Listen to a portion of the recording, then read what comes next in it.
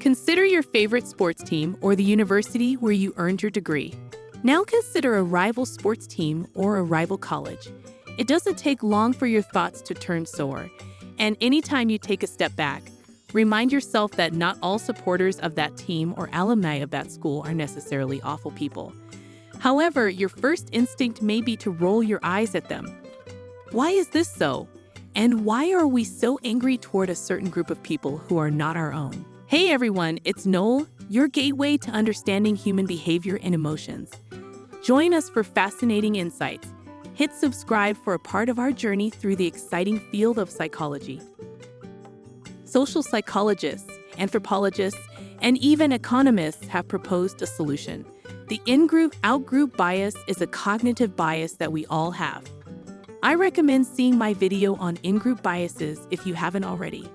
It undoubtedly provides additional examples and studies that demonstrate our natural preference for those who are members of our in-groups.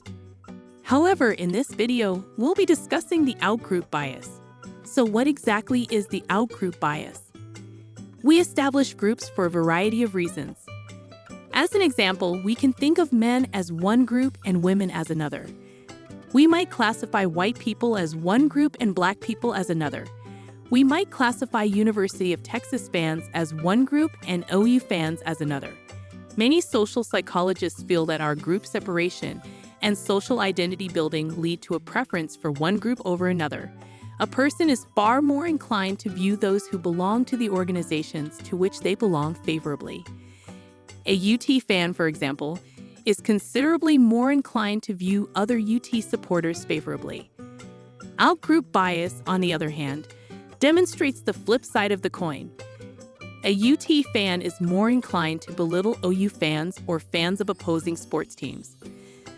This notion also implies that, in addition to liking people in our in-groups, we are more prone to withholding resources or acting against the out-group's demands. But why is this so? According to social psychologists, it dates back to more primitive times when people were struggling for scarce resources. They were fighting for their lives, for basic necessities like food, water, and shelter. And if your in-group controlled the food, water, and shelter, you'd have a better chance of getting the resources you needed to survive. Obviously, you want to help your group. However, if the out-group came and took those resources away from you, you might not be eaten or have a place to sleep.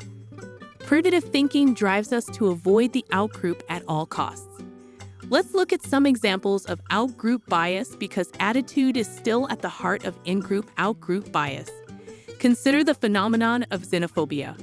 One typical objection to immigration is that individuals do not want immigrants to take jobs away from Americans. As a result, they portray immigrants negatively and even support border security legislation. Let us now delve deeper into one of the most well-known psychology tests, known as the blue eyes, brown eyes experiment. Jane Elliott was the one who performed the renowned blue eyes, brown eyes experiment. Jane Elliott worked as a teacher in the 1960s. She divided her third-grade class based on their eye color. She would declare the blue-eyed group to be superior on the first day. Then she would tell the brown-eyed group how inferior they were and point out their flaws while praising the blue-eyed group. She would later exchange roles. While the activity was intended to teach her pupils about the impacts of racism, it quickly gained national attention, and a documentary on the exercise demonstrated exactly how quickly the youngsters turned on the outgroup. A comparable experiment a few years later became renowned as one of the country's most notorious psychological studies, the Stanford Jail Experiment. It cast 24 college-age lads in the roles of either a prisoner or a guard. The guards were granted the authority to handle the prisoner any way they saw fit, as long as they did not hit them. The convicts were told to obey. This shows how quickly everything went wrong. Again, volunteers who had never met before the study and had never served time in jail suddenly turned on each other. Within a few days, the inmates organized and mounted a revolt against the guards. Due to the violence and potential psychological harm on the subjects, the experiment was discontinued after 6 days. I'll go into more detail about this experiment in a subsequent video, but it demonstrates how powerful in-group and out-group prejudice can be on the behaviors of those in power. Outgroup homogeneity bias is a concept that is interwoven with in-group and out-group bias. According to studies, we do more than merely dislike outgroups more than we like our own. These investigations also demonstrated that we are more inclined to regard individuals of an outgroup as interchangeable, all with the same undesirable characteristics. According to the outgroup homogeneity bias, it is easier to remember individuals in an in-group rather than an out-group, partly because they all blend together. This may sound familiar if you've ever heard someone employ generalizations about one gender, ethnicity, or ethnic group. Stereotypes portray all members of one outgroup as having a specific set of undesirable characteristics. When these stereotypes are deployed, they are done without identifying one person from another in the outgroup. Everyone in the outgroup receives the same treatment. Consider this. I tried the McDonald's on Route 291, and it sucked. As a result, I believe that all McDonald's are bad. This happens with people all the time, except instead of a restaurant, it's a religion, a race, a belief system, or even financial difficulties. Outgroup bias clearly has major implications. We may pass judgment on people before we ever meet them. We may refuse assistance to anyone only because of the color of their skin or the football team they support.